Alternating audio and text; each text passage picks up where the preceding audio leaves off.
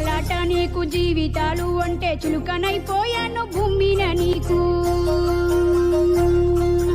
అమ్మ లేదంటారా అయ్య లేడంటారా ఎవరు లేనోడా నీకే మెరక బాధ